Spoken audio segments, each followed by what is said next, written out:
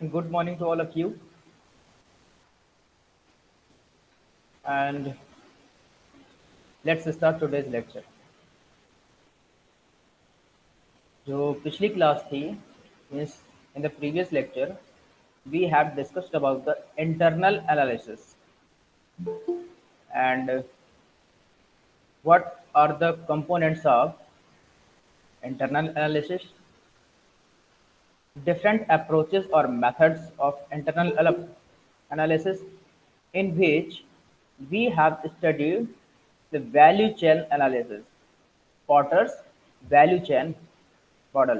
Okay, पिछली class में हमने पढ़ा था कि इंटरनल एनालिसिस क्या होता है, इंटरनल एनालिसिस के कंपोनेंट्स क्या होते हैं और उसके मेथड्स और अप्रोचेस क्या होते हैं। उन मेथड्स और अप्रोचेस में से एक हमने पढ़ लिया था वैल्यू चेन एनालिसिस, जो कि पॉटर्स का वैल्यू चेन मॉडल कहलाता है। ठीक, इसके अलावा वैल्यू चेन में हमने पढ़ा था कि सपोर्टिंग एक्टिविटीज़ क्या होती हैं और प्राइमरी एक्टिविटीज़ क्या होती हैं, जैसे inbound, outbound, marketing and services, ये सब आपने जो है सारा सब कुछ ऑपरेशंस वगैरह आपने पढ़ लिया था। उसकी जो प्राइमरी एक्टिविटीज़ थी और जो सपोर्टिंग एक्टिविटीज़ थी उसमें एचआर, मैनेजमेंट, इस तरह की जो चीज़ें थी वो सब आपका जो सपोर्टिंग एक्टिविटीज़ थी। तो ये एक पिछले लेक्चर में हमने एक ब्रीफ एनालिसिस किया था इंटरनल एनालिसिस और वैल्यू चेन का। अब जो इंटरनल एनालिसिस का अगला अप्रोच है वो है फंक्शनल एनालिसिस। ये देखिए, पॉटर्स का वैल्यू चेन मॉडल, हमने उसका डायग्राम एक पढ़ा था। इसकी सपोर्टिंग एक्टिविटीज जो ऊपर की है और नीचे प्राइमरी एक्टिविटीज हैं, उनका मार्जिन कैसे था, वैल्यू क्या होती है, वैल्यू चेन क्या होती है, वैल्यू चेन एनालिसिस क्या होती है, उसमें प्राइमरी एक्टिविटीज क्या होती हैं और सपोर्टिंग एक्टिविटीज क्या होती हैं, यह सारा का सारा हमने पढ़ा था। अब आज हमें पढ़ना है फंक्शनल एनालिसिस। हमें पढ़ना है आज फंक्शनल एनालिसिस। फंक्शंस का मतलब क्या होता है? फंक्शंस मीन आपके ऑर्गेनाइजेशन में जितने भी फंक्शन परफॉर्म होते हैं। Functions mean all the activities और function that has been performed in your organisation, such as production function, marketing function, HR function, financial function, R&D function, operations function, ये सारे के सारे फंक्शंस। इसके अलावा भी और बहुत सारे होते हैं जो आपके ऑर्गेनाइजेशन में चलते रहते हैं। ठीक, तो अब इनमें से जो मेन हैं, कुछ मेन फंक्शंस हैं, हम उनके बारे में थोड़ा थोड़ा जानेंगे कि वो कैसे क्या होते हैं और उनका एनालिसिस हम कैसे करते हैं। check your chat box.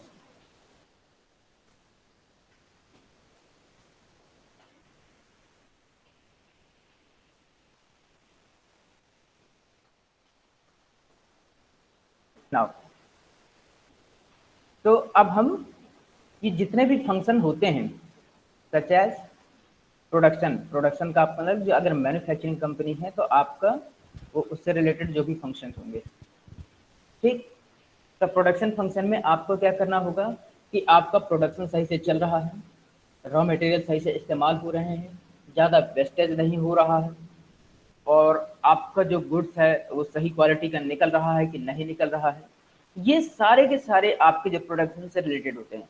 जब प्रोडक्शन से रिलेटेड होते हैं तो इसका मतलब कि जब आप रॉ मटेरियल परचेज करते हैं, जब आप रॉ मटेरियल परचेज करते हैं तो वहां से लेकर के आपका जब तक फिनिश्ड गुड्स तैयार नहीं हो जाता, रॉ मटेरियल की परचेजिंग से लेकर के फिनिश्ड गुड्स के तैयार होने तक, वो सारा का सारा आपका प्रोडक्शन फंक्शन होगा।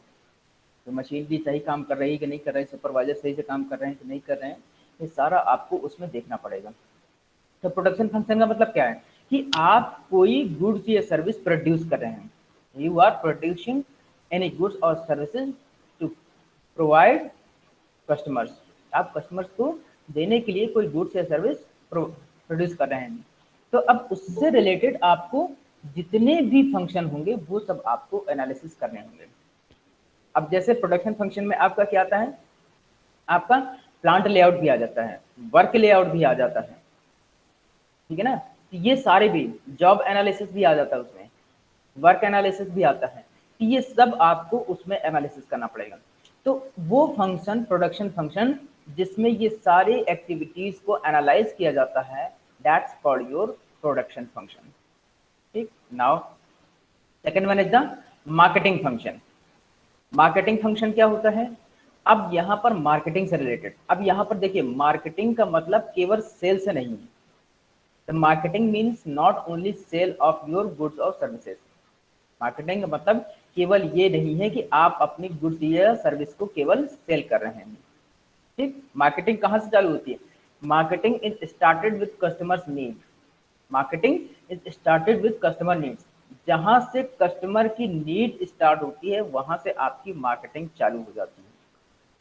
जहां से कस्टमर्स की need, when the customers need started, marketing also begins. जैसे ही आपके कस्टमर की नीड चालू होगी तो मार्केटिंग। क्यों? क्योंकि जो भी प्रोडक्ट आप पीछे प्रोडक्शन फंक्शन में बना रहे थे वो कब बनाएंगे? जब कस्टमर की रिक्वायरमेंट होगी। The product that you are manufacturing, you are producing according to your customers need. आप अपने कस्टमर की जरूरत के हिसाब से वो प्रोडक्ट को बना रहे हैं। ठीक, तो अब आपने मान लीजिए कि प्रोडक्ट बनाया, तो उसका अब उसमें क्या क्या आएगा? पहली बात, आपको अपने प्रोडक्ट की इंफॉर्मेशन कस्टमर तक पहुंचानी है। आपको अपने प्रोडक्ट, आपने जो बनाया है उसके बारे में कस्टमर तक पहुंचाना है। तो कैसे करेंगे? आप जो है एडवर्टीजमेंट करेंगे, एडवर्टीजमेंट करेंगे, प्रमोशनल स्ट्रेटजीज अपनाएंगे। इसके अलावा आप डायरेक्ट सेलिंग भी कर सकते हैं। तो इन सब के लिए आपको क्या चाहिए?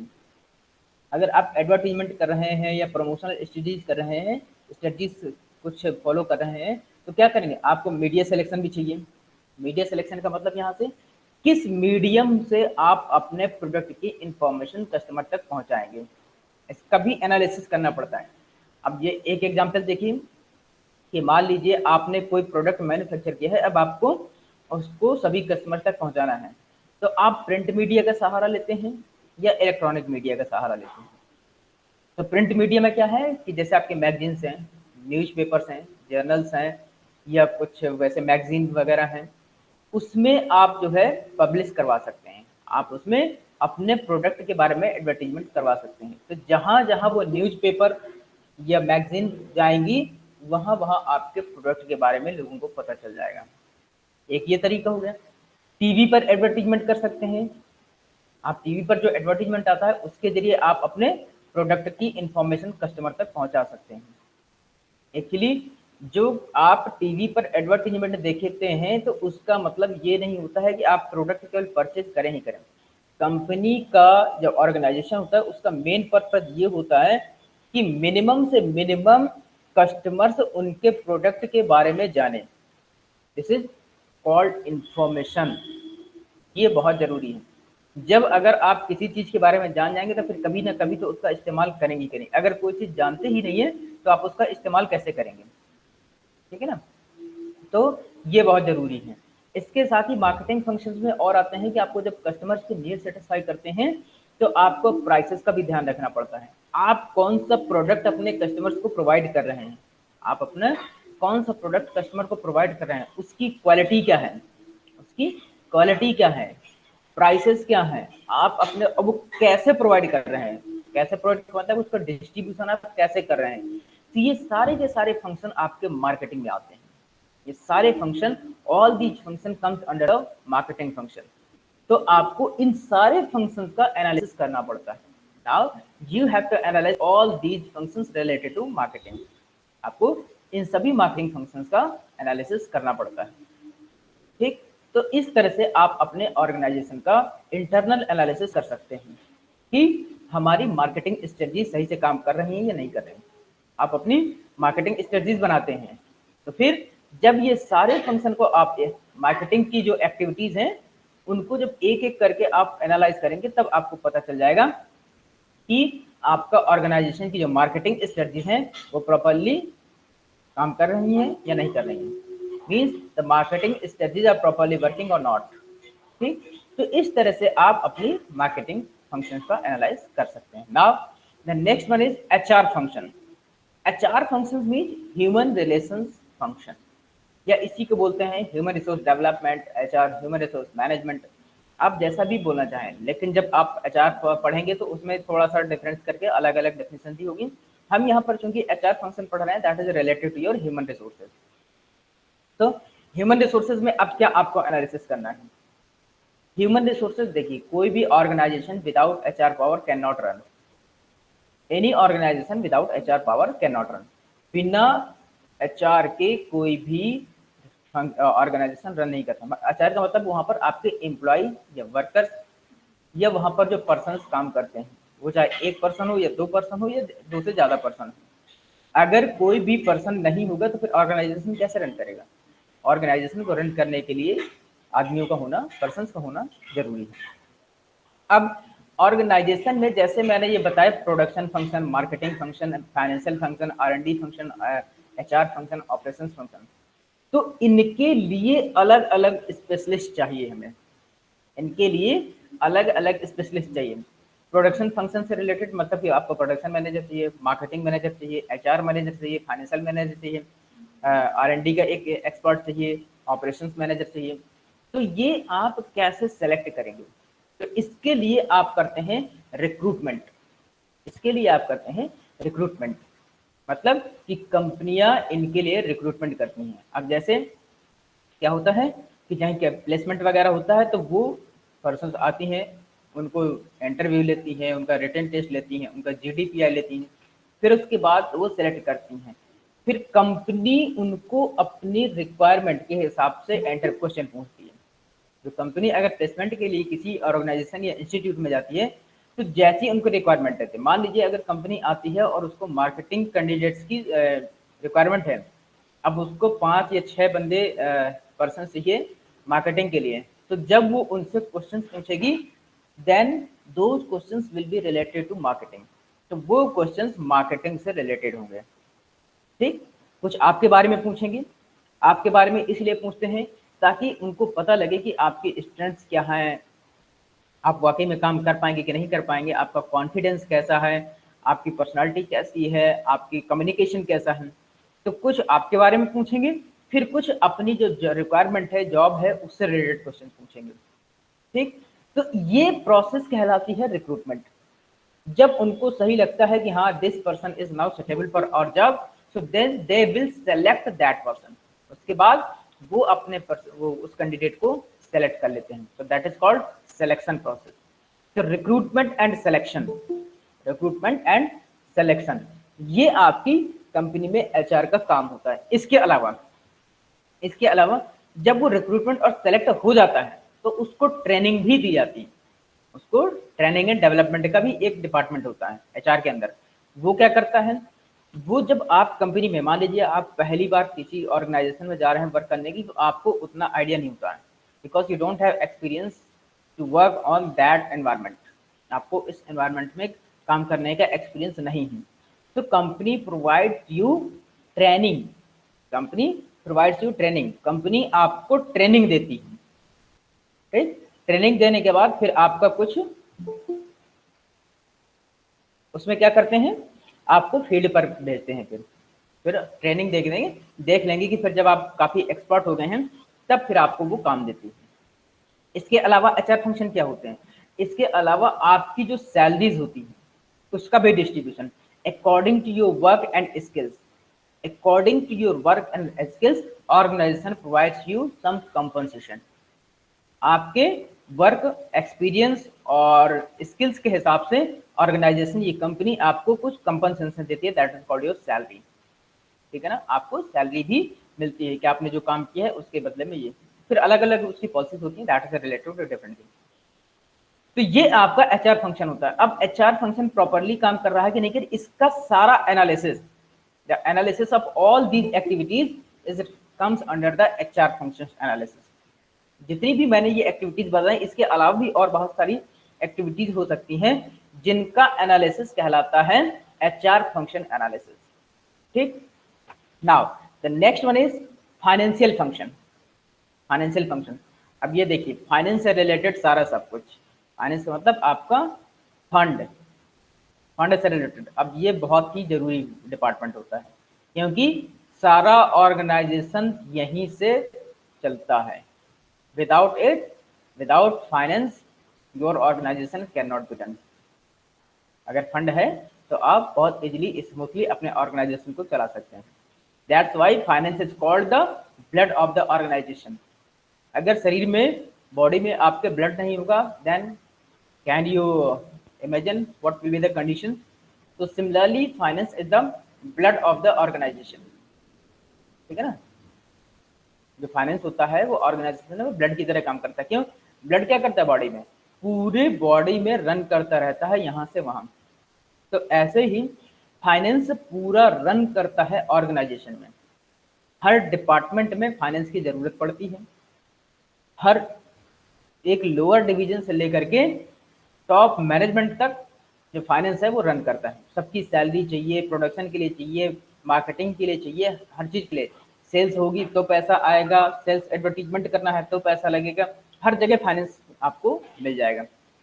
तो all the functions related to your finance, all the functions related to your finance will be analyzed within these financial function। Finance से रिलेटेड जो सारे फंक्शन इसके अंदर जो किए जाते हैं उनका एनालिसिस कहलाता है फाइनेंशियल फंक्शन। ठीक, अब इसमें जैसे फाइनेंस से रिलेटेड तो इसमें अकाउंटिंग डिपार्टमेंट आ जाएंगे, आपके डिस्ट्रीब्यूशन डिपार्टमेंट आ जाएंगे, बहुत ढेर सारे ऐसे डिपार्टमेंट आते हैं। ठीक है ना, तो अकाउंटिंग सेक्शन पूरा एक अलग देखता है, जो ऑडिटिंग वाला होता है वो अलग देखता है, टैक्सेशन का होता है वो अलग देखता है। अब टैक्स होता है जो, जैसे टैक्स और अकाउंटिंग का जो सब होती है ना, तो उसमें सीए रखे जाते हैं। जैसे आप लोग बीकॉम कर रहे हैं, बीकॉम करने के बाद आप चाहें तो सीए या सीएस कर सकते हैं। आप लोगों का करियर कैसे हो, आप लोग अगर अभी जैसे बीकॉम कर रहे हैं तो आप लोग अगर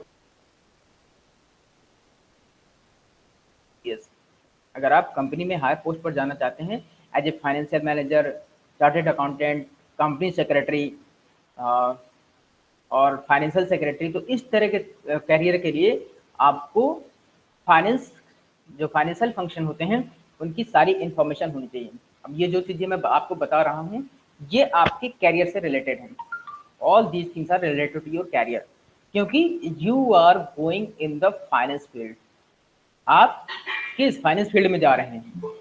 आप लोग अब जब जाएंगे तो फाइनेंस फील्ड में जाएंगे, ये तो अकाउंटेंट से रिलेटेड या फाइनेंस से रिलेटेड जब जाएंगे। अब अगर किसी कंपनी को फाइनेंस मैनेजर की जरूरत है तो वो क्या चाहेगी, वो चाहेगी कि उसके पास जो फाइनेंस की इंफॉर्मेशन या जानकारी रखने वाले बंदे हों वो होना चाहिए। तो then company will hire you. क्यों? क्योंकि आपने शुरू से ही फाइनेंस के बारे में पढ़ा है। जो कॉमर्स होती है उसमें क्या है, बिजनेस में आपको फाइनेंस के बारे में पढ़ाया जाता है कि कहाँ कितना पैसा लगाना है, डेबिट क्या है, क्रेडिट क्या है, इन्वेस्टमेंट कैसे करना है। आप जो फाइनेंशियल मैनेजमेंट पढ़ते हैं और इसके अलावा जो आप अकाउंटिंग पढ़ते हैं, ये सारी की सारी की फाइनेंस से रिलेटेड चीज़ें हैं। तो कंपनी विल प्रेफर यू, ठीक, फॉर द फाइनेंशियल एक्टिविटीज़। जो अगर उसको कोई फाइनेंशियल एक्टिविटीज़ करनी है then they will prefer commerce background graduates. ठीक, तो इन जो जितने भी फाइनेंशियल फंक्शंस होते हैं उनका एनालिसिस जब हम करते हैं तो हमें अपनी कंपनी की स्ट्रेंथ और वीकनेस का पता चल जाता है। हमें अपनी कंपनी की या ऑर्गेनाइजेशन की स्ट्रेंथ और वीकनेस का पता चलता है जब हम इंटरनली अपने फाइनेंशियल फंक्शंस का एनालिसिस करते हैं। तो ठीक, now the next one is R&D function. R&D का मतलब होता है research and development function. Research and development का मतलब होता है कि ऑलवेज ट्राइंग समथिंग न्यू, हमेशा हमें कुछ नया करते रहना चाहिए। जैसे अब मान लीजिए कि अभी आप कोई प्रोडक्ट बना रहे हैं, अभी आप कोई प्रोडक्ट बना रहे हैं, अब now you want to improve और अपडेट योर प्रोडक्ट। आप अगर मान लीजिए मोबाइल बना रहे हैं या लैपटॉप बना रहे हैं, you are a mobile manufacturing company और you are running a laptop manufacturing company, तो you should update all the new technology. आपको जो न्यू टेक्नोलॉजी है उससे अपडेट होना चाहिए। आप लोग देखते होंगे कि जब पहले कंप्यूटर चलते थे, जो पहले कंप्यूटर चलते थे तो क्या मेरे ख्याल से पेंटियम चलता था, पेंटियम 4। अब आज के ज़माने में देखिए तो इंटेल कोर। अब देखिए इंटेल कोर में भी i3, i5, i7, i9, i11 इस तरह के आ रहे हैं। ये क्या है, टेक्नोलॉजी अपग्रेडेशन है। अब एक चीज सोचिए, अगर आप किसी ऑर्गेनाइजेशन में हैं, ठीक, आप वहाँ पर कंप्यूटर चलाते हैं सब लोग, और अगर वो लोग पेंटियम 4 सिस्टम चला रहे हैं, पेंटियम 4 सिस्टम चला रहे हैं जो कि आज से 20-25 साल पहले चलता था, तो क्या वो उस तरह की एफिशिएंसी से वर्क कर पाएंगे जो आज के ज़माने का इंटेल कोर वाला करेगा? वो कभी नहीं परफॉर्म कर पाएंगे। पता चला कि वो हैंग हो गया, भाई अब क्या है, अब आपके पास ज़्यादा इन्फॉर्मेशन है, आपको ज़्यादा इन्फॉर्मेशन की ज़रूरत पड़ती है, then how you can handle these information, आप उस कैसे हैंडल कर पाएंगे? तो डिपेंड ऑन योर टेक्नोलॉजी। आप जैसे मशीनरी है, आपके पास अगर न्यू मशीनरी या अपडेटेड मशीनरी नहीं है तो आपका प्रोडक्शन अफेक्ट हो सकता है। तो आपको इन सब चीज़ों में रिसर्च करते रहना चाहिए और ये देखना चाहिए कि ऐसी कोई न्यू टेक्नोलॉजी तो नहीं आई है, हम अपने प्रोडक्ट में क्या इम्प्रूव कर सकते हैं। अगर हम कस्टमर को कोई प्रोडक्ट दे रहे हैं तो हम उसमें क्या ऐसा कोई नया इम्प्रूवमेंट कर सकते हैं जो कस्टमर को अट्रैक्ट कर सके, या हम अपनी प्राइस को और कम कर सकते हैं इसी क्वालिटी के साथ या और बेटर क्वालिटी के साथ। ये सारा का सारा आपको रिसर्च करते रहना चाहिए, क्योंकि without research you can not develop. अगर आप रिसर्च करते रहेंगे अपने ऑर्गेनाइजेशन में तो बहुत सी एक्टिविटीज ऐसी होती हैं जब आप उनको उसमें इम्प्लीमेंट करते हैं तो योर ऑर्गेनाइजेशन विल डेवलप, तो आपका ऑर्गेनाइजेशन है वो डेवलप करेगा।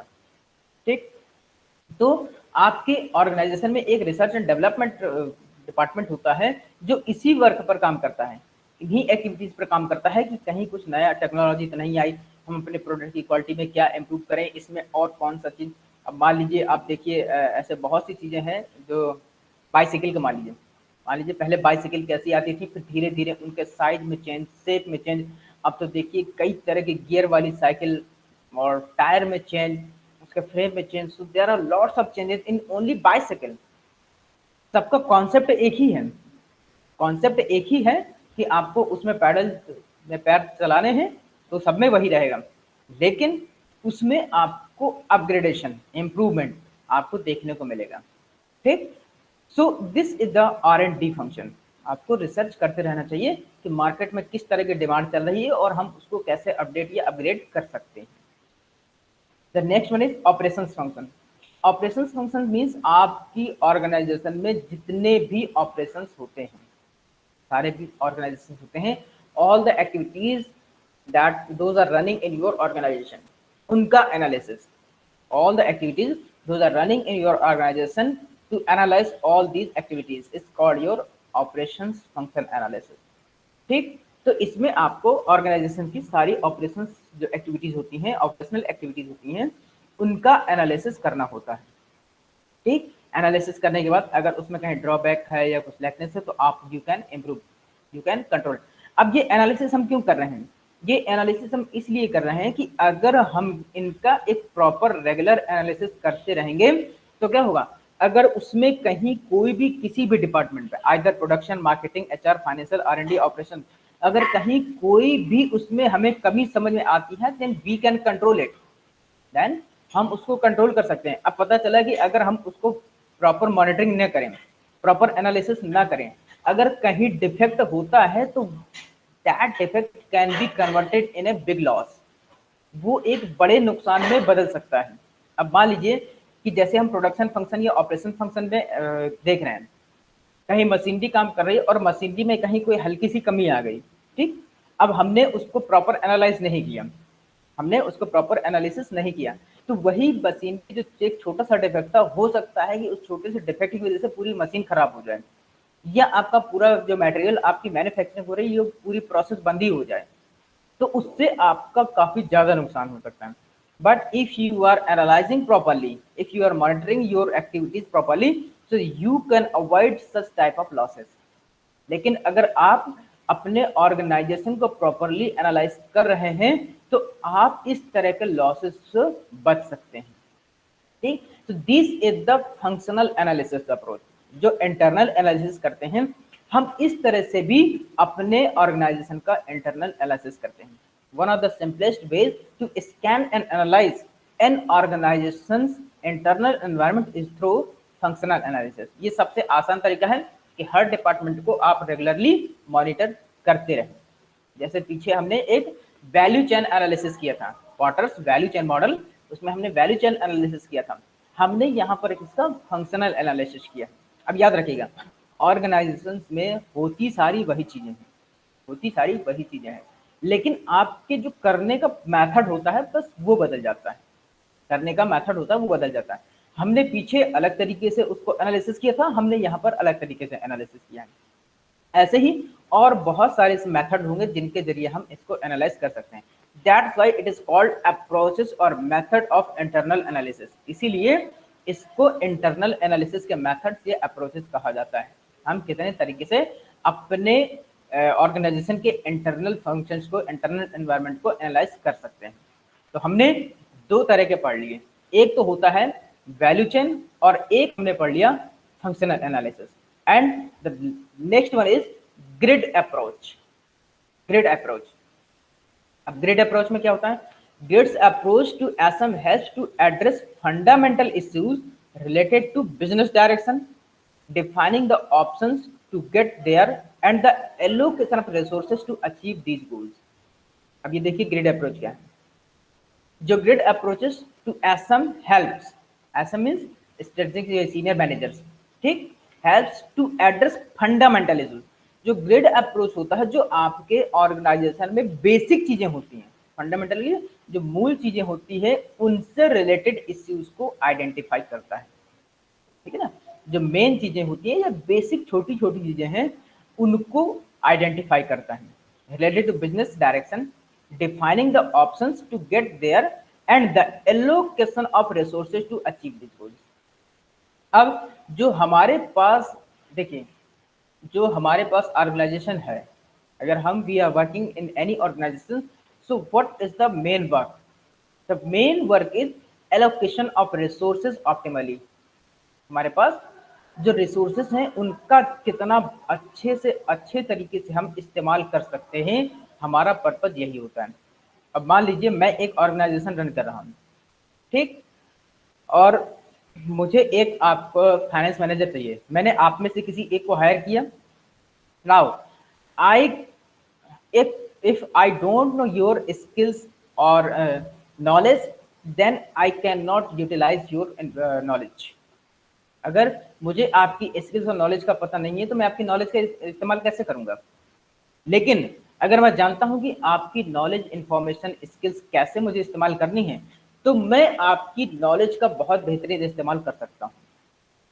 जो पर्सन होता है, जो एम्प्लॉय होता है, देखिए एक मैनेजर होता है, इसके पास 5 आदमी काम करते हैं लेकिन फिर भी वो आउटपुट नहीं निकाल पाता, लेकिन वही एक मैनेजर उन्हीं 5 आदमियों से बहुत अच्छा आउटपुट निकाल लेता है। क्यों?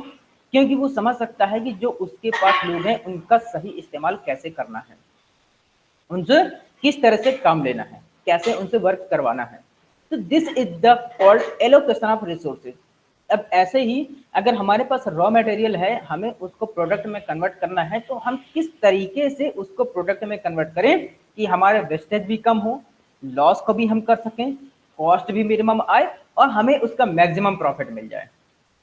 This is called allocation of resources. मतलब, और इसका क्या है? Optimum utilization of resources, because resources are always scars.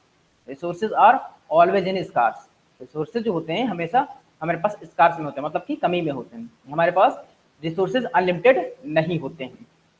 तो जब अनलिमिटेड रिसोर्सेज नहीं होंगे तो हम क्या करेंगे? उनका जितना बेहतर से बेहतर इस्तेमाल कर सकें वो कर सकते हैं। एग्जाम्पल के तौर पर देखिए, जो आपने कभी गन्ने वाले को देखा है, जो गन्ने वाला जूस निकालता है वो गन्ने का कितना बेहतर तरीके से निकाल लेता है, उसमें कुछ नहीं बचता। लेकिन अब उसी को अगर एक ऑर्गेनाइजेशन जो शुगर मिल होती है, अब वहां पर देखिए, जब आप गन्ने वाले के पास जाते हैं, आप गन्ने का जूस लेते हैं, you are taking the juice of sugar cane, so what he will do? He will uh, produce the juice of that sugar cane, and after that the best he will throw। जो उसका कचरा होगा उसको फेंक देगा वो।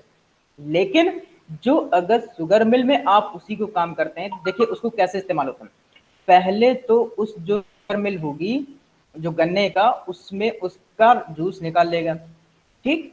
Juice निकालने के बाद उससे उसकी चीनी बना लेगा। चीनी बनाने के बाद जो वेस्टेज जूस होगा, जो वेस्ट जूस होगा, उसका सिरका बनेगा, ठीक। सिरका बनने के बाद जो उसका कचड़ा बचेगा वो एल्कोहल कंपनियों को देगा। एल्कोहल कंपनियां उससे क्या, एल्कोहल बनाएंगी। उसके बाद जो कचरा बचता है that will be gone to the paper mill. Paper mill वाले उस कचड़े से पेपर बना सकते हैं। तो अब आप देखिए, जो यहाँ नॉर्मल गन्ने वाला था उसने उसका पूरा जूस निकालने के बाद फेंक दिया था, अब उसके बाद कितनी चीजें बन गई। तो that is the utilization of resources. हम उसको कितना बेहतर से बेहतर इस्तेमाल कर सकते हैं, ठीक है ना। तो हम ग्रिड अप्रोच में क्या करते हैं, बहुत छोटी छोटी चीजों को ध्यान देते हैं, बहुत छोटी छोटी या बेसिक चीजों को ध्यान देते हैं, जिनसे हम उनका बेहतर इस्तेमाल कर पाए, जो हमारे पास रिसोर्सेज हैं उनका अच्छे से अच्छा इस्तेमाल कर पाए। ठीक, कि हमको किस रिसोर्स को किस तरह से और कैसे एलोकेट करना है कि हम उसका मैक्सिमम बेनिफिट ले पाए। So this is called the grid approach. तो इस तरीके से भी हम अपने बिजनेस का इंटरनल एनालिसिस करके अपने बिजनेस को और स्ट्रॉन्ग कर सकते हैं। ठीक, now the next one is quantitative analysis. Quantitative analysis, अब quantitative analysis, what is quantitative? इसमें क्या होता है कि आपको नंबर्स पर सारा खेल होता है। क्वांटिटेटिव एनालिसिस में all the games begins with number. Quantitative means number. तो अब यहाँ पर सारा नंबर से खेल होगा। नंबर से खेल का मतलब अब सारा सब कुछ जो भी एनालिसिस होगा वो नंबर्स में होगा। कैसे? Financial analysis. Financial analysis. It is very popular method used by all those involved in investment decisions like entrepreneurs, managers, shareholders and financiers. इसमें क्या होता है? फाइनेंशियल एनालिसिस में अब आपकी जो एनालिसिस है वो फाइनेंशियल जो स्ट्रांगनेस है उसके तौर पर देखी जाएगी। जो आपकी फाइनेंशियल है कंडीशन है उसके तौर पर देखी जाएगी कि आप फाइनेंशियली कितना स्ट्रांग है। अगर आपकी फाइनेंशियल कंडीशन स्ट्रांग है then your organization is running well. If your financial condition is not good so it means you have to need some modifications। अगर आपकी फाइनेंशियल कंडीशन स्ट्रांग है तो आपको इसका मतलब है कि आपकी कंपनी अच्छा रन कर रही है, और अगर आपकी फाइनेंशियल कंडीशन अच्छी नहीं है तो आपको समझ लीजिए कि कुछ मॉडिफिकेशन की जरूरत है। ठीक, अब जैसे अगर किसी कंपनी का हम देखें तो इस समय हम कंपनी अच्छी रन कर रही है न कर रही कैसे देखते हैं? बैलेंस शीट से। कंपनी की बैलेंस शीट हम देखते हैं तो उसमें क्या होता है? एसेट्स और लायबिलिटी। उसमें क्या होता है? केवल नंबर से दिए होते हैं कि कंपनी के पास इतना एसेट्स है और कंपनी के पास इतना लायबिलिटी है। Then we can say that the company is in strong position और नॉट। उस बैलेंस शीट के जो नंबर हम देखते हैं उसके बेस पर हम कह सकते हैं कि कंपनी अच्छी चल रही है या नहीं चल रही है। और इसके साथ ही कंपनी में कितने इन्वेस्टर्स हैं, कंपनी में कितने लोगों ने इन्वेस्ट किया है, इसके हिसाब से भी। मान लीजिए कि कंपनी बहुत एक ऐसी कंपनी जैसे रिलायंस वगैरह है, या मान लीजिए कोई ऐसी बड़ी कंपनी है पीएनजी है जिसमें बहुत ज़्यादा लोगों ने इन्वेस्ट कर रखा है, तो हम ये कह सकते हैं कि उसकी since number of investors all involve in this company so it means this company is running well. इसमें बहुत से लोगों ने इसमें अपना इन्वेस्ट कर रखा है तो इसका मतलब कि ये अच्छी चल रही होगी। ठीक, तो हम जो है जो कंपनी या ऑर्गेनाइजेशन की फाइनेंशियल कंडीशंस होती है जब हम उसके बेस पर एनालिसिस करते हैं। अब यहाँ पर फाइनेंशियल कंडीशन का मतलब उसके डिपार्टमेंटल इंटरनल एनालिसिस नहीं है, हम यहाँ पर जो उसकी फाइनेंशियल वैल्यू होती है, कंपनी की जो फाइनेंशियल वैल्यू है उसकी बात कर रहे हैं। जैसे कंपनी क्या है, बहुत सी कंपनियां क्वार्टरली, हाफ ईयरली, एनुअली अपनी बैलेंस शीट को शो करती हैं, अपनी बैलेंस शीट को शो करती हैं। उसमें क्या दिखाती हैं कि हमारे पास हमारी कंपनी इतनी स्ट्रांग है। अभी आप देखते हैं जो पेपर न्यूज पेपर में निकलता रहता है क्वार्टरली, हाफ ईयरली, कि company has grown 2%, 3% in the previous quarter. पिछले क्वार्टर में उन्होंने इतने परसेंट का ग्रोथ किया, इतना प्रॉफिट कमाया। तो इसका मतलब कि वो उसकी फाइनेंशियल कंडीशन बता रहे हैं, वो उसकी फाइनेंशियल कंडीशन बता रहे हैं कि पिछले पहले उनके पास इतना फंड था, अब की बार इतना फंड हो गया तो उन्होंने इतना प्रॉफिट कमाया। वो सब ऐसा क्यों करते हैं? जैसे आप अगर अपने यहाँ देखें, अपने मोहल्ले में या घर में, तो आपके पास कितना पैसा है आप डिस्क्लोज नहीं करते हैं कि आपकी इनकम इतनी हो गई, लेकिन कंपनीज क्यों अपनी इसको शो करती हैं अपनी बैलेंस शीट में, हम इतना प्रॉफिट कमा रहे हैं, हमारे पास इतना बेनिफिट है। इसलिए ताकि लोग उसमें ज़्यादा से ज़्यादा इन्वेस्ट कर सकें, उसमें ज़्यादा से ज़्यादा इन्वेस्ट कर सकें। ये हम एनालिसिस क्यों कर रहे हैं? ताकि हम लोगों को अट्रैक्ट कर सकें। लोग हमारी कंपनी में ज़्यादा से ज़्यादा इन्वेस्ट करें। अगर आपने किसी कंपनी का कोई भी प्रोडक्ट खरीदा है तो it means you are investor of that company. मान लीजिए एक आपने रिन साबुन खरीदा है, आपने अगर रिन साबुन खरीदा है तो you are investor of that company. अब यहाँ पर इन्वेस्टर का मतलब ये नहीं कि आपने पैसा लगाया है, आप इस तरह से ये कह सकते हैं कि आपने कस्टमर हैं आप, लेकिन कुछ ना कुछ आपने उसको दिया है। भाई अब जब आप भरोसा करते हैं तभी तो आपने उस कंपनी का प्रोडक्ट लिया है। अगर वो आपको सही से अच्छा प्रोडक्ट नहीं देंगे तो हो सकता है कि अगली बार आप उसको परचेज ना करें। ठीक है ना। तो जो आप परचेजिंग करते हैं उसी के बेस पर कंपनी की स्ट्रॉन्ग कंडीशन तय होती है। तो this is the financial analysis. और जो कंपनी अपनी सेल करती है, जो कंपनी का टर्नओवर होता है, वही उसकी फाइनेंशियल कंडीशंस को डिसाइड करता है। ठीक। so this is the first. Now the prime objective of this analysis to assess the financial health of the organization। अभी जो चीजें मैंने बताई वही चीज एग्जैक्टली यहाँ पर लिखी है। वो क्या कह रहा है कि उसका सबसे मेन मोटिव, प्राइम का मतलब कि जो सबसे इंपॉर्टेंट ऑब्जेक्टिव होगा कि हमें ये एसेस करना है कि ऑर्गेनाइजेशन की फाइनेंशियल हेल्थ कैसी है, ऑर्गेनाइजेशन की फाइनेंशियल हेल्थ कैसी है, फाइनेंशियल कंडीशन कैसी है। अगर कंपनी का टर्नओवर अच्छा है तो it means company's financial health is good, otherwise there is need some changes. अगर उसकी फाइनेंशियल कंडीशन अच्छी है तो it means financial health of the organization is good, अगर नहीं है तो फिर उसको कुछ चेंजेस की जरूरत है। क्योंकि किसी भी ऑर्गेनाइजेशन का प्राइम मोटिव यही होता है कि फाइनेंशियली वो स्ट्रांग रहे। कोई भी कंपनी यही होती है कि फाइनेंशियली वो स्ट्रांग रहे। ठीक। Now the three main methods in financial analysis. अब जो फाइनेंशियल एनालिसिस होता है उसके तीन मेथड है। रेशियो एनालिसिस, ये आप सब लोगों को बहुत अच्छे से पता होगा ये सब, क्योंकि आप अकाउंट के पर्सन हैं, आपने इंटर में रेशियो एनालिसिस अच्छे से पढ़ा होगा। तो उसमें कई तरह के रेशियोज होते हैं, लायबिलिटी वाला रेशियो, इक्विटी रेशियो, प्रॉफिट पर शेयर रेशियो, ये बहुत ऐसे ढेर सारे रेशियो होते हैं जो आपको पता होंगे। तो उनके जरिए कंपनी की फाइनेंशियल कंडीशन चेक की जाती है, कंपनी की फाइनेंशियल कंडीशन चेक की जाती है उन रेशियोज के बेस पर। The second one is economic value added, economic value added analysis. अब आपकी कंपनी की इकोनॉमिक वैल्यू कितनी है, कंपनी की इकोनॉमिक वैल्यू कितनी है, उसके बेस पर भी हम कंपनी की फाइनेंशियल कंडीशंस को एनालाइज कर सकते हैं। ठीक। The next one is activity based cost accounting, activity based cost accounting that is called ABC. अब यहाँ पर देखिए ये एनालिसिस में एबीसी आता है, एबीसी एक उसमें भी होता है इन्वेंट्री मेथड में भी एबीसी एनालिसिस उसमें भी होता है। ठीक। तो यहाँ पर एक्टिविटी बेस्ड कॉस्ट अकाउंटिंग, यहाँ पर आपकी हर एक्टिविटी में कितनी कॉस्ट इन्वॉल्व है, हर एक्टिविटी में कितनी कॉस्ट इन्वॉल्व है उससे रिलेटेड हम उसका एनालिसिस करते हैं। ठीक। तो ये तो हो गया हमारे पास फाइनेंशियल एनालिसिस। अब नॉन फाइनेंशियल एनालिसिस क्या होते हैं? Non financial analysis can't be best expressed in monetary units.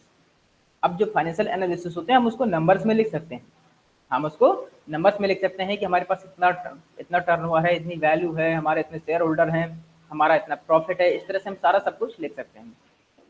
जो रेशियो एनालिसिस निकालते हैं, जैसे प्रॉफिट एंड लॉस रेशियो भी निकालते हैं हम लोग, इक्विटी रेशियो निकालते हैं, इस तरह से ऐसे बहुत ढेर सारे रेशियो होते हैं, वो नंबर प्रोवाइड करते हैं, वो नंबर प्रोवाइड करते हैं। जो नॉन फाइनेंशियल होता है तो हम उसको क्या करते हैं कि मॉनेटरी यूनिट्स में हम उसको अच्छी तरह से एक्सप्रेस नहीं कर पाते, हम उसको नहीं दिखा पाते हैं। ठीक है ना। तो फॉर एग्जाम्पल के लिए नॉन फाइनेंशियल क्वांटिटी मेजर्स कौन कौन से होते हैं? एम्प्लॉय टर्नओवर, एम्प्लॉय टर्नओवर, आपके एम्प्लॉय कितने हैं, उनका टर्नओवर कितना है। ठीक है ना। मतलब आपके यहाँ जो एम्प्लॉय कर रहे हैं, काम कर रहे हैं, इस पर भी आपका तय होता है। जितनी बड़ी कंपनी होगी, जितनी बड़ी कंपनी होगी उसमें उतने ही ज्यादा एम्प्लॉय काम करते हैं। तो उससे क्या होता है, जब आप कहीं देखते हैं कि वहां पर इतने ज्यादा लोग काम कर रहे हैं तो इसका मतलब कि वो एक बहुत बड़ी कंपनी है, वो एक बहुत बड़ी कंपनी है। ठीक। तो उसी हिसाब से आप एक आइडिया लगा लेते हैं कि जब ये बड़ी कंपनी है तो इसका मतलब कि अच्छी होगी। दूसरा, एब्सेंटिज्म। एब्सेंटिज्म का मतलब होता है कार से अनुपस्थित होना। कार से अनुपस्थित होना, वो काम कर रही है कि नहीं कर रही है। ठीक, अगर वो काम नहीं कर रही है तो आप फिर उसको मेजर करते हैं कि इसकी ये कार अच्छे से नहीं हो रहा, कार में इसका प्रेजेंटेशन नहीं है। मार्केट रैंकिंग, मार्केट में कंपनी की क्या रैंकिंग है। मान लीजिए कि 10 कंपनी जैसे HUL, PNG, IFPL, रिलायंस, इस तरह की कंपनी है, तो मार्केट में उसकी रैंक कितनी है, पहले नंबर पर, दूसरे नंबर पर, तीसरे नंबर पर। तो अगर पहले नंबर पर है तो कंपनी अच्छी है, लास्ट में है तो फिर कंपनी अच्छी नहीं है। तो you can analyse such type of these non-financial analysis. Rate of advertising recall, rate of advertising recall. अब देखिए ये यहाँ पर मार्केटिंग आ गया कि आपकी कंपनी का जो एडवर्टाइजिंग रिकॉल रेट है वो क्या है। अब देखिए, अगर आपके पास पैसा ज्यादा है तो आप क्या करते हैं, आपके पास ज्यादा से ज्यादा आपके एडवर्टीजमेंट होंगे। जैसे कहीं टीवी वगैरह चलती है, आप देखें किस कंपनी के एडवर्टीजमेंट का रेट फ्रिक्वेंसी ज्यादा है, जो उसकी फ्रिक्वेंसी ज्यादा है। एग्जाम्पल के तौर पर देखिए, जब कभी भी आप कोई सीरियल या मूवी देखते हैं तो कोई एक एडवर्टीजमेंट ऐसा होता है जो कई बार आता है और कुछ ऐसे होते हैं जो बहुत कम बार आते हैं। ठीक, तो वो अगर जो ज्यादा बार आता है, जो ज्यादा बार आता है तो मतलब कि उसके पास पैसा ज्यादा है।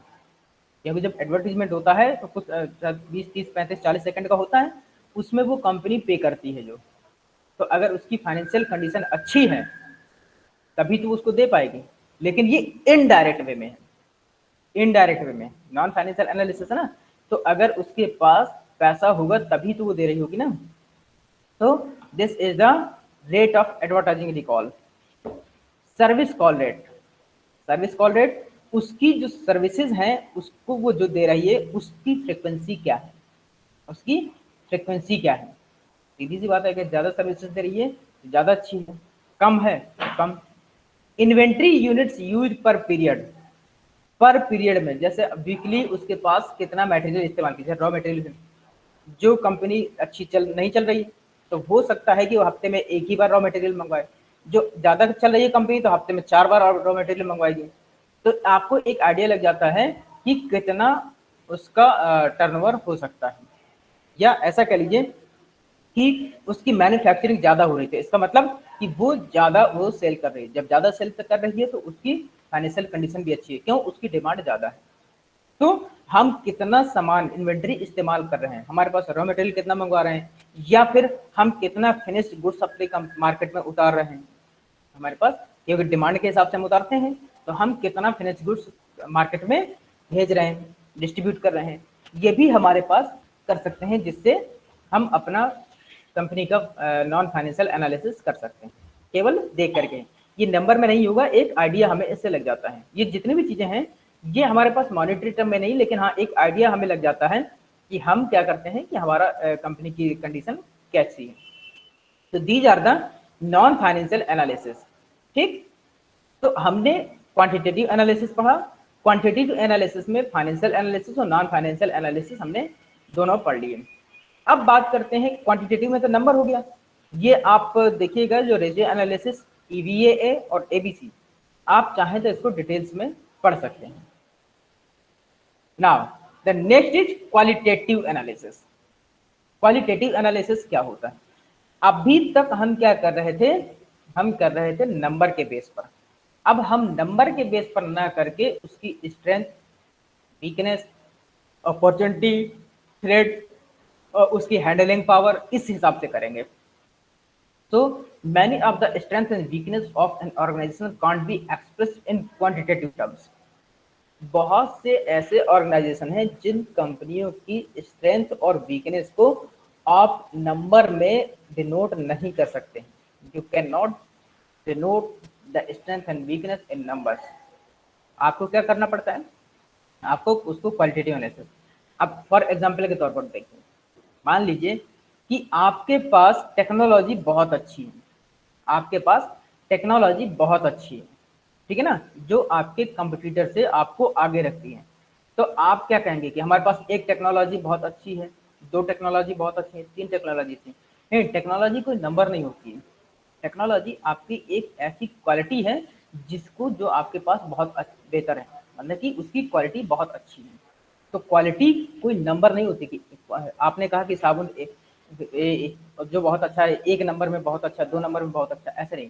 हाँ, आप ऐसे कह सकते हैं कि दिस साबुन is good, bad, very good, very bad और एवरेज। इस तरह से आप डिनोट करते हैं। तो जब हम इस तरह से डिनोट करते हैं तो इसका मतलब कि हम उसको क्वालिटेटिव एनालिसिस कर रहे हैं। अब जैसे हम किसी के ड्रेसिंग सेंस या किसी को हम एक्सप्लेन करते हैं तो हम नहीं कह सकते कि उसका ड्रेसिंग सेंस एक है, दो है, तीन है, चार है। We will express that he is either good और नॉट गुड। हम उसको इसी तरह से डिनोट करेंगे कि आइदर ही इज गुड और नॉट गुड। जैसे उसने कोई नया ड्रेस अप्लाई किया तो हम उसको क्या बोलेंगे कि अच्छा है या तो खराब है, एवरेज है, बहुत अच्छा है, बहुत खराब है। इस तरह से हम उसको डिनोट करेंगे। So this is qualitative analysis. Suppose that for example के तौर पर मान लीजिए कि कोई एक कंपनी है और वो एक ब्यूटी क्रीम को जो है मैन्युफैक्चर करती है। अब आपने उसको ब्यूटी क्रीम की उस कंपनी को अप्लाई किया, आपने अपने फेस पर या कहीं भी परचेज किया और आपने उसको अप्लाई किया। तो अगर उसका रिस्पांस अच्छा होगा, उस प्रोडक्ट का रिस्पांस अच्छा होगा, then you will say that this product is good.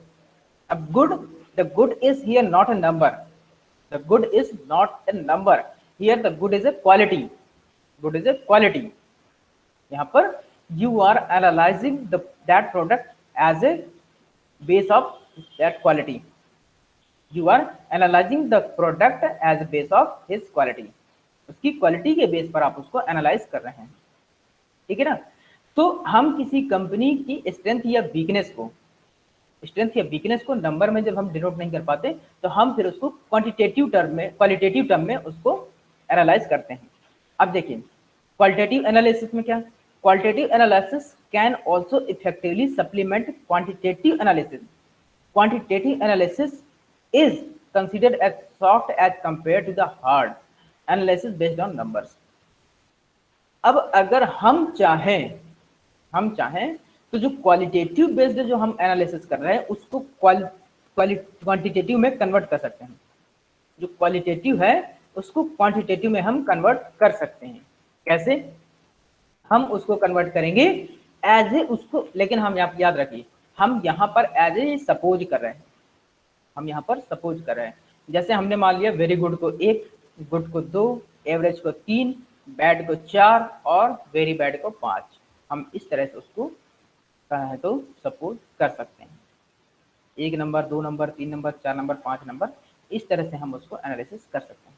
लेकिन जो क्वालिटेटिव एनालिसिस होता है, हम जब हमको कुछ क्वांटिटेटिव में चाहिए होता है तभी हम उसको करेंगे, नहीं तो हम अपने उसको क्वालिटी बेस्ड पर ही करेंगे।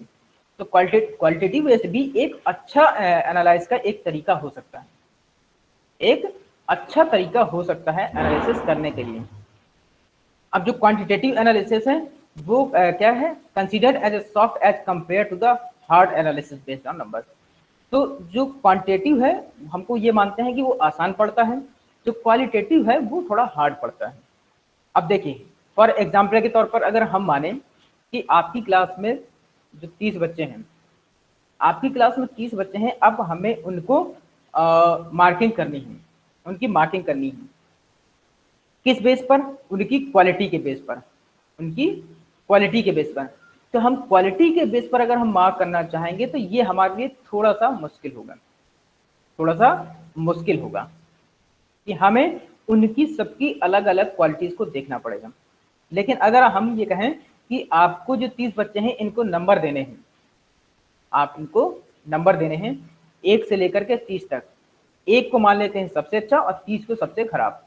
तो हम क्या करेंगे, हम कुछ पैमाने मीटर्स वो स्टैंडर्ड्स अज्यूम कर लेंगे। हम कुछ स्टैंडर्ड्स मान लीजिए कि हमने जो सबसे इंटेलिजेंट है उसको 1 दे दिया, जो दूसरा कम इंटेलिजेंट 3, 4, 5, इस तरह से हम डिनोट कर सकते हैं। तो हम जो क्वांटिटेटिव होता है कहते हैं कि वो थोड़ा आसान पड़ता है जो हमें क्वालिटेटिव होता है। क्वालिटेटिव जो डेटा होता है इसके एनालिसिस में भी थोड़ा प्रॉब्लम आती है। क्यों? क्योंकि क्वालिटीज का एनालिसिस करने में प्रॉब्लम होती है। जैसे जब कभी भी ब्यूटी कॉन्टेस्ट होते हैं, जब ब्यूटी कॉन्टेस्ट होते हैं तो उसमें उनकी जो पर्सनालिटी की क्वालिटी होती है उसके बेस पर हम मेजर करते हैं। जैसे कम्युनिकेशन, किसी का कम्युनिकेशन अच्छा है या खराब, तो उसमें हमने क्या सेट कर रखा है, हमने मान लीजिए कि जिसका कम्युनिकेशन बहुत अच्छा है तो हमने उसको सेट कर रखा है 10, और जिसका कम्युनिकेशन बहुत खराब है तो हमने उस पर मार्क कर रखा है 1। ठीक है, 0, आप जैसा भी चाहें तो कर सकते हैं। 5 to 10 कर सकते हैं, 1 to 5 कर सकते हैं, 5 to 1 कर सकते हैं, जैसा आप चाहें तो उसको कर सकते हैं। तो हम जो आपके जो कम्युनिकेशन स्किल्स है, अगर हम कहें कि वो बहुत अच्छा बोलता है, बहुत खराब बोलता है, तो हम उसको नंबर्स में मेजर कर सकते हैं। लेकिन ये केवल एनालिसिस पर्पज के लिए, उसका कोई मीटर या पैमाना नहीं होता है, उसका मीटर या कोई पैमाना नहीं होता। अब जैसे आप चीनी खाते हैं तो चीनी का कोई पैमाना नहीं कि मीठा होता है, बस ये कह सकते हैं कि कम मीठी है, ज़्यादा मीठी है, एवरेज मीठी है, ये बोल सकते हैं। लेकिन ये नहीं बोल सकते कि 1 मीठी है, 2 मीठी है, 3 मीठी है, इस तरह से हम नहीं बोल सकते। लेकिन जब हमें इसी को मेजर करना होगा, then we will convert these numbers in the quantitative. जब अगर हमें एनालिसिस करना होगा तो हम इसको कन्वर्ट कर सकते हैं, ये हमारे पास फैसिलिटी हो सकती है। ठीक, कि हम इसको कैसे कन्वर्ट करें। So the quantitative analysis is considered as soft as compare to the hard analysis based on numbers. ठीक, तो क्वांटिटी जो होता है हम उसको कंसीडर कर सकते हैं अगर हमें एनालिसिस की जरूरत हुई तो हम क्वालिटेटिव एनालिसिस कर सकते हैं अपनी कंपनी का, और क्वालिटेटिव एनालिसिस भी कर सकते हैं बेस्ड ऑन द सिचुएशंस। तो this is all about your internal analysis. अब आपके पास 2-3 टेक्निक और बची हैं। कौन कौन सी? बेंचमार्किंग, इसके बाद बैलेंस स्कोर कार्ड, ये आपका और बचा है। ये 2 टेक्निक्स और बची हैं, तो ये हम फिर आगे हाँ, एक और सबसे बहुत जरूरी शॉर्ट एनालिसिस, ये शॉर्ट एनालिसिस भी बचा है। ठीक, तो ये बाकी के जो है हम नेक्स्ट लेक्चर में इसको कंप्लीट करेंगे, क्योंकि हमें इसमें जो है बेंचमार्किंग, बैलेंस स्कोर और शॉर्ट, शॉर्ट में तो हम काफी ज्यादा, शायद 2 लेक्चर लेना पड़ेगा हमें शॉर्ट में, क्योंकि शॉर्ट एक ऐसी टेक्निक है जिसमें हम आपसे एक केस स्टडी सॉल्व करवाएंगे। I will give you a case study and then you have to solve it. मैं आपको एक हो सकता है केस स्टडी दूं और आपको उसको सॉल्व करना होगा। तो ये हो गया हमारा क्वालिटेटिव एनालिसिस का। तो हमारे पास जो इंटरनल एनालिसिस के कुछ अप्रोचेस थे, उसमें से हमने कुछ कर लिए। कहाँ तक? वैल्यू चेन कर लिया हमने, फंक्शनल एनालिसिस कर लिया, ग्रेड अप्रोच कर लिया, क्वांटिटेटिव एनालिसिस कर लिया और क्वालिटेटिव एनालिसिस कर लिया। अब हमारे पास जो बचता है बेंचमार्किंग और बैलेंस स्कोर कार्ड, ये 2 और बचते हैं। और जो इंटरनल एनालिसिस का एक पार्ट है, दैट इज शॉर्ट एनालिसिस, वो हम सबसे लास्ट में करेंगे। ठीक, तो अब यहां तक अगर किसी को कोई प्रॉब्लम हो तो पूछ सकता है। और सारे लोग चैट सेक्शन में, चैट बॉक्स में अपनी अटेंडेंस जरूर लिख दीजिए। All the guys write down your name in the chat box for attendance. Student बहुत ज़्यादा है, मुझे लगता है बहुत से बच्चों ने अभी नाम नहीं लिखा है।